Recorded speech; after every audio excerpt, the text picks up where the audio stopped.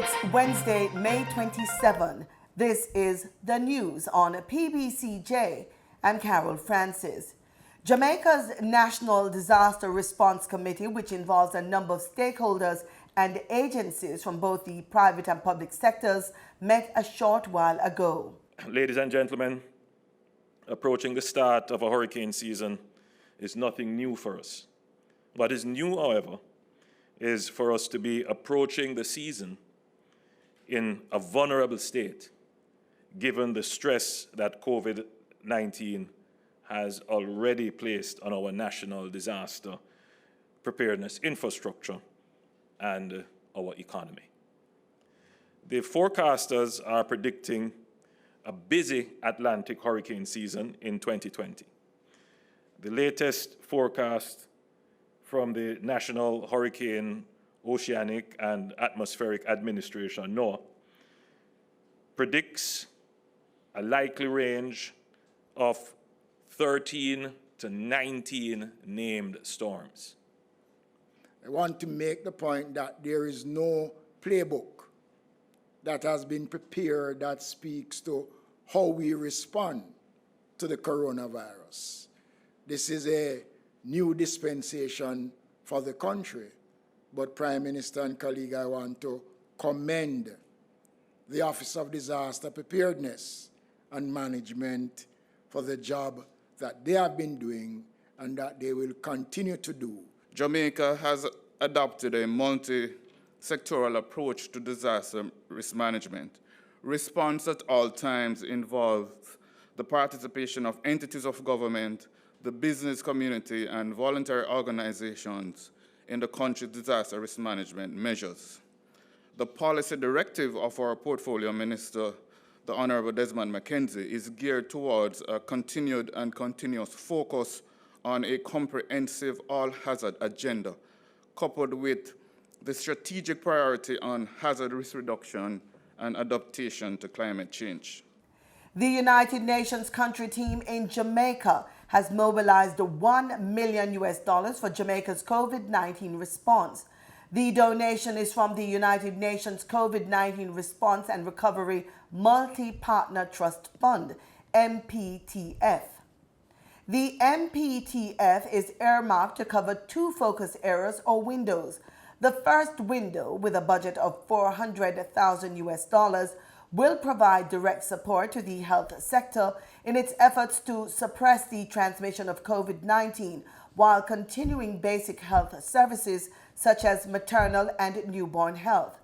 In the principle of leaving no one behind, the second window, with a budget of $600,000, is expected to enhance social protection mechanisms such as the Program of Advancement through Health and Education Path and other programs which support vulnerable groups, including women and children.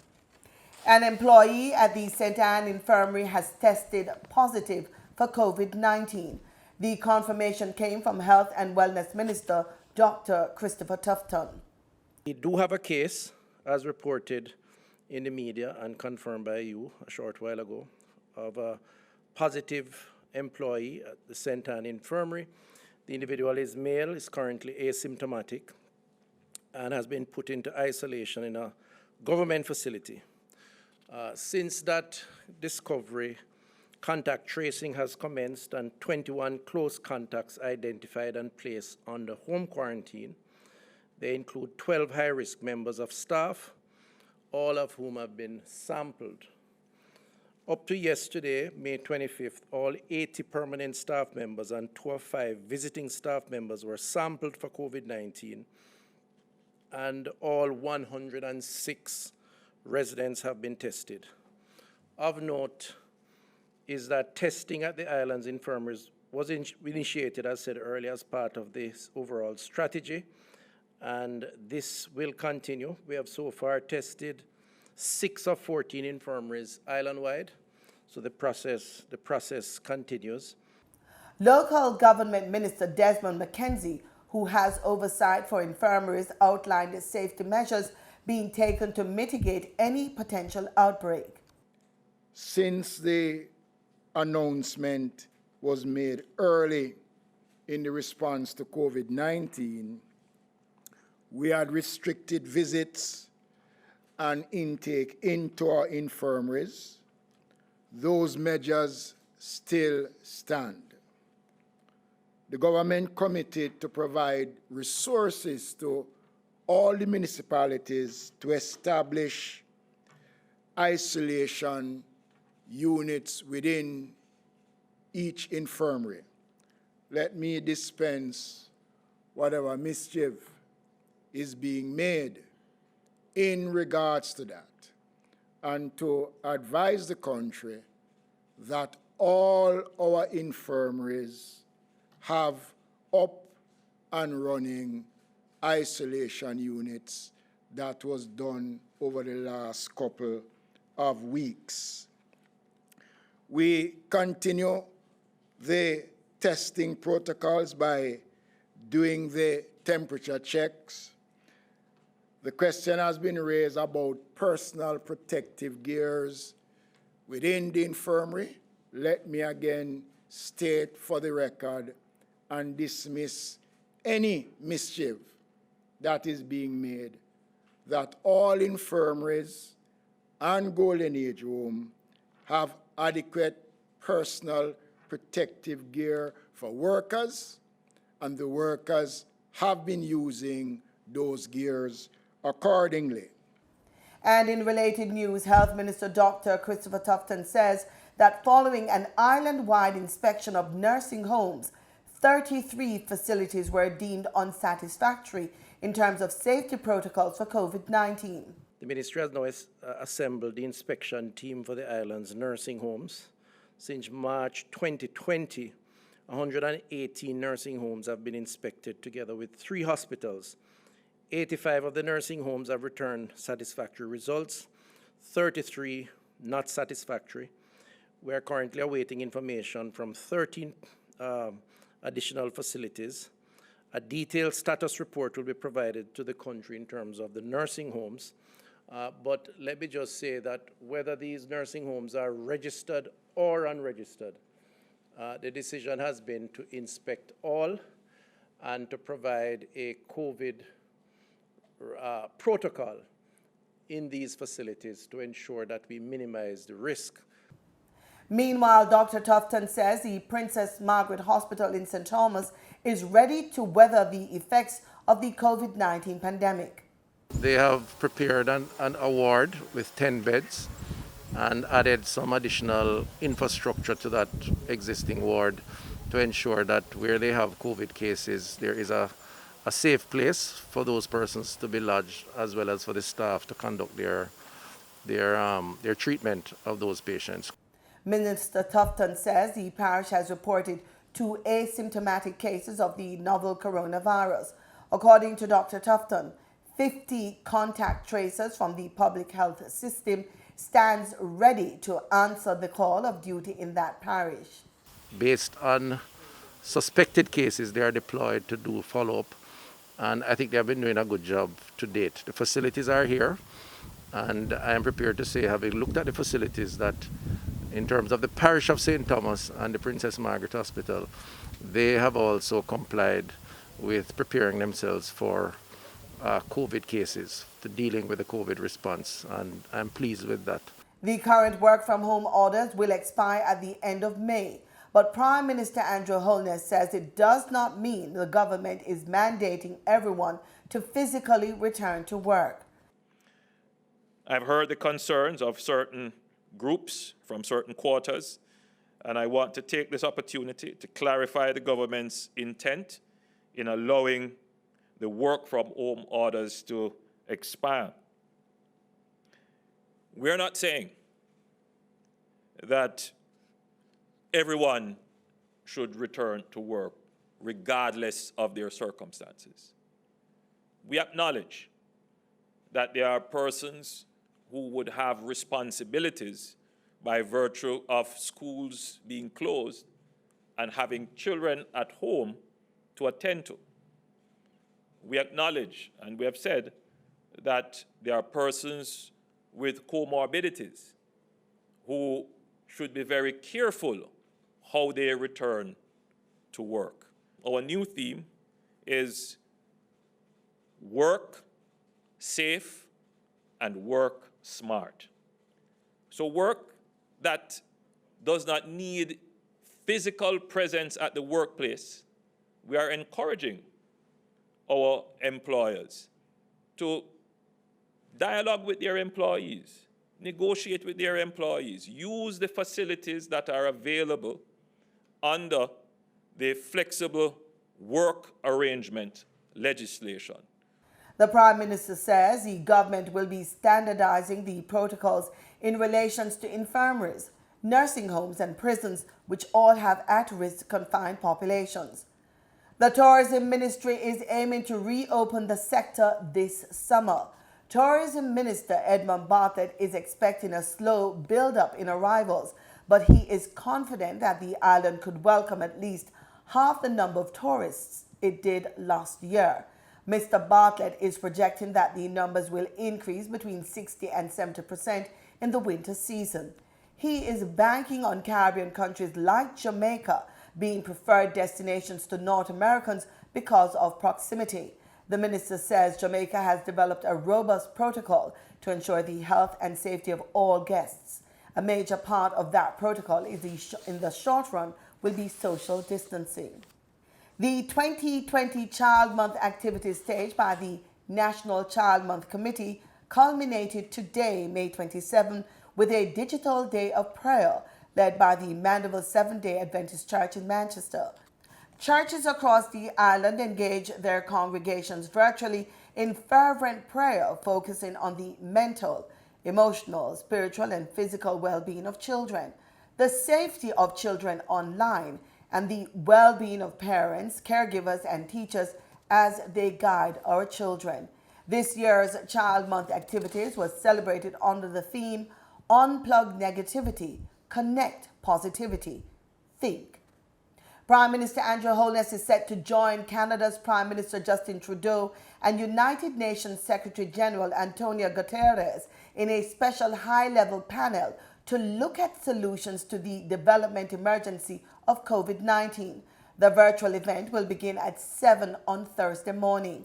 The top priority will be expanding liquidity in the global economy and maintaining financial stability while safeguarding the gains being made in helping less developed countries. A Jamaican, Renata Francis, has been appointed a judge in Florida's Supreme Court. Florida's Governor Ron DeSantis, who announced the appointment of Ms. Francis, says she is the first person from the Caribbean to be appointed to Florida's Supreme Court. Judge Francis says she was raised in Jamaica by a single mother who never finished high school and who was a daughter of a farmer. Judge Francis, who is currently on maternity leave, will take up her appointment in September. And time now for the business report with Gabriel Thompson. In Tuesday's trading session, the JSE Combined Index advanced by 5,973 points to close at under 400,000 units. Overall market activity resulted from trading in 80 stocks, of which 39 advanced, 25 declined, and 16 traded firm. The Junior Market Index advanced by 14 points to close at under 3,000 units. Stocks advanced for 1834 Investments, Caribbean Assurance Brokers Limited, and Caribbean Cement Company. Stocks declined for 138 Student Living Jamaica, 138 Student Living Variable Preference, and Barita Investments Limited. Trading firm were AMG Packaging and Paper Company, Berger Paints Jamaica, and Blue Power Group. Wigton Wind Farm Limited ordinary shares was the volume leader with 9.5 million units, followed by Trans Jamaican Highway Limited with close to 3 million units, and Caribbean Producers Jamaica Limited with over 1 million units. Now for the foreign exchange. The US dollar on Tuesday, May 26, ended trading at $145.10. The Canadian dollar sold for an average $105.81. The pound sterling traded for $176.16, and the euro ended trading at $158.75. Oil prices fell on Wednesday after U.S. President Donald Trump said he was working on a strong response to China's proposed security law in Hong Kong. Brent crude fell 45 cents to settle at $35.72 a barrel. West Texas Intermediate crude fell 26 cents to settle at $34.09 a barrel. And that's it for the business report on PBCJ. I'm Gabrielle Thompson. More than 1,000 Jamaicans have been recently repatriated to the country under the government's controlled re-entry program. Those that have tested negative for the COVID-19 virus will be allowed to quarantine at home for 14 days. In this week's Living Healthy report, Simone Absalom gives us some tips on what to do when you are quarantined at home.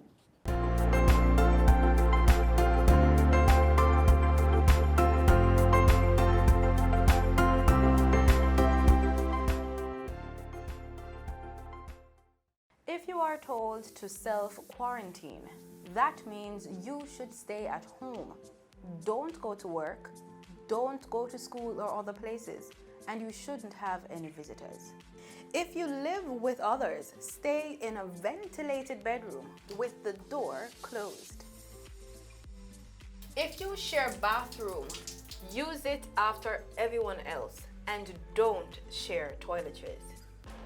If you live on your own, do your shopping online or ask friends and families to do it for you and tell them to leave it at the door.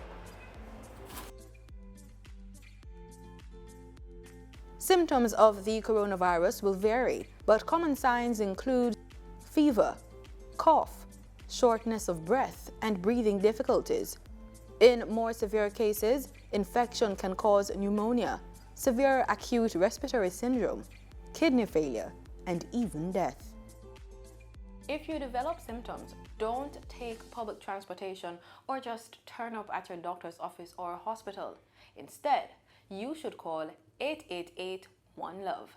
That's 888-663-5683 or 888-754-7792 or 876-542-5998, 876-542-6007, 876-542-6006. You can send an email using covid19@moh.gov.jm or jacovid19facts@gmail.com. The coronavirus is highly communicable. It causes a mild illness for 4 out of 5 people. It can be transmitted from person to person, usually after close contact with an infected patient. When you self-quarantine, you help to protect older people, especially those with health issues. Wash your hands often and do it properly. Start by wetting your hands with water. Apply enough soap to cover all hand surfaces. Rub hands palm to palm. Right palm over left dorsum with interlaced fingers and vice versa. Palm to palm with fingers interlaced. Backs of fingers to opposing palms with fingers interlocked. Rotational rubbing of left thumb clasped in right palm and vice versa. Rotational rubbing backwards and forwards with clasped fingers of right hand in left palm and vice versa. Then rinse hands with water. Dry your hands thoroughly with a single-use towel. Use towel to turn off faucet. And your hands are safe.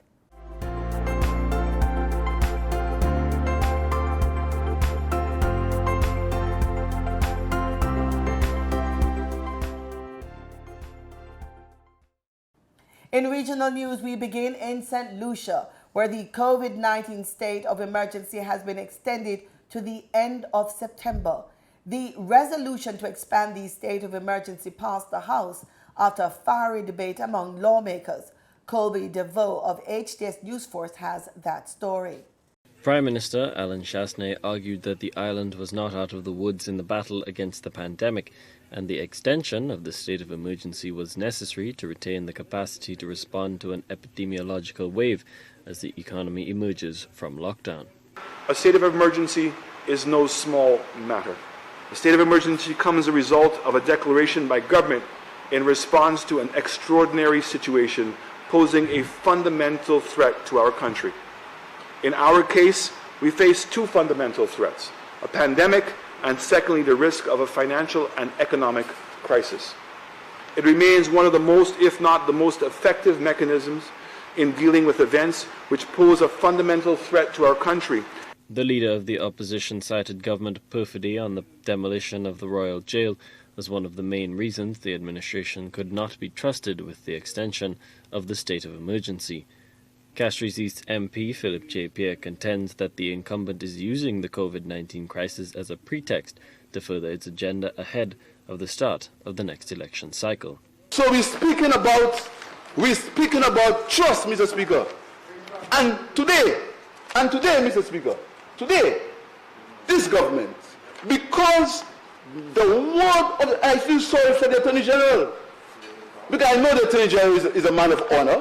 The Attorney General will not sign a document if he does not have the good faith and you believe that the government would follow the rules, would follow what the document says, Mr. Speaker. But this government, in its arrogance and its vindictiveness and its desire to use the backfill material to put in somebody's land, in that desire, Mr. Speaker, the government has destroyed the building, Mr. Speaker. So we're not arguing about the building. We're arguing about no building. We're arguing about trust, Mr. Speaker. And that is why, find out. You know everything, find out. And that is why, Mr. Speaker, we are speaking about trust. We are speaking about trust, Mr. Speaker. That's what we're speaking about. We're speaking about whether the government's word can be taken. And that is what's important in the state of emergency. The government using the cover of COVID to pursue their own private agendas. The wheels quickly came off the proceedings when miscommunication between the Speaker and the Castries South MP led to a premature end to the debate on the resolution and start of the Prime Minister's rebuttal. However, Chasney's summation was upended when the House Speaker, unnerved by the crosstalk and the banter, suspended the sitting and stormed off in frustration as Dennery North MP Sean Edwards stood on a point of order. Members on the opposite Mr. Speaker, on a point of order, I think the Prime Minister is misleading the House to suggest that honourable members, leader of the opposition, honourable leader of the opposition, honourable members, I'm out of this House for the time. This House stands in suspension.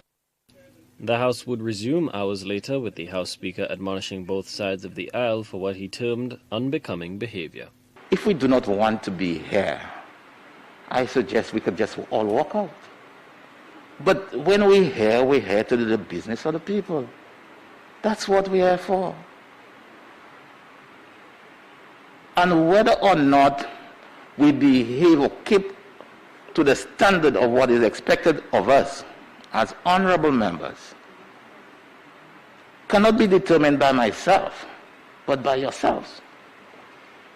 I will not, and I've tried my best to be fair to both sides.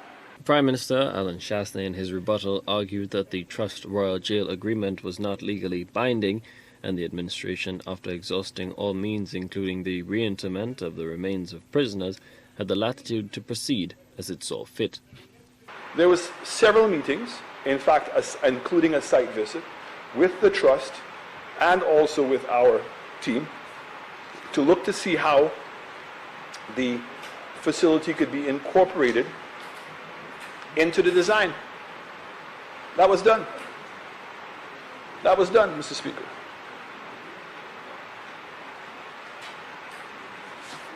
Sadly, our government ended up having to do what members on the opposite side themselves had proposed to do many years ago. In fact, we decided to do it a little bit differently. Their recommendation was that the prison should have been blown up. The National Trust describes the move as an act of bad faith, given the administration had given its word to cooperate with the parties. Despite the opposition's misgivings, the extension of the state of emergency from May 31st to September 30th passed the House by a vote of 9-6. Colby DeVoe, HTS News Force. As the national recount exercise continues in Guyana, counting agent of the APNU-AFC coalition, Aubrey Norton, has made allegations of election tampering. InfoHub's Alexis Rodney reports. These irregularities include the more than 8,000 unstamped ballots believed to be that of the disciplined services. Norton, who has been on the ground since the beginning of the national recount at the Arthur Chung Conference Center, told the journalists last Friday that there is a close correlation between unstamped ballots and the APNU-AFC strongholds. We have seen that wherever there is intermixing for the joint services, a large amount of ballots have not been stamped. These are not anomalies, clear evidence of fraud and rigging. Norton said the PPP has developed a strategy of focusing on Region 4 and its returning officer claimant Mingo, when it is clear all other regions recounted so far have unearthed massive rigging. Out of 600 plus boxes, the counting agents have discovered that many persons voted without certificates of employment. Agents have found some 59 such cases in Region 1, 110 in Region 2, 5 in Region 3, 69 in Region 4, and 7 in Region 5. There are also some 37 cases of dead persons voting so far. Norton said death certificates are emerging. Persons who were out of the jurisdiction at the time of the elections amount so far to 40 in Region 1, 229 in Region 2, 408 in Region 3, 310 in Region 4, 61 in Region 5, totaling 1,048. They're saying Mingo rigged, but the evidence is suggesting that in Region 1, there was rigging. In Region 2, there was rigging. In Region 3, there was rigging. In Region 4, there was rigging. In Region 5, there was rigging. Norton said that the PPP is also using another tactic, taking the results that are coming early in the ongoing recount and suggesting that the party is leading. He has, however, urged Guyanese not to be misled, since the opposition, like the coalition, has its strongholds. For InfoHub, Alexis Rodney. In sports, we bowl off with cricket as members of the West Indies Test team are back on the pitch. The cricketers are training in small groups at Kensington Oval in Barbados. This is an indication that the Caribbean-sized tour of England could still go ahead. The tour was originally scheduled to begin in June, but was postponed due to the COVID-19 pandemic and is now expected to be contested in July under special arrangements. Other players across the region are expected to resume training later this week as Cricket West Indies continues a dialogue with the England and Wales Cricket Board. And we change pace with football as president of the Caribbean Football Union, Randy Harris, says he is still considering bringing back the Caribbean Cup competition. The regional competition ran from 1989 to 2017, but Harris says before identifying a date for return, certain factors will have to be considered.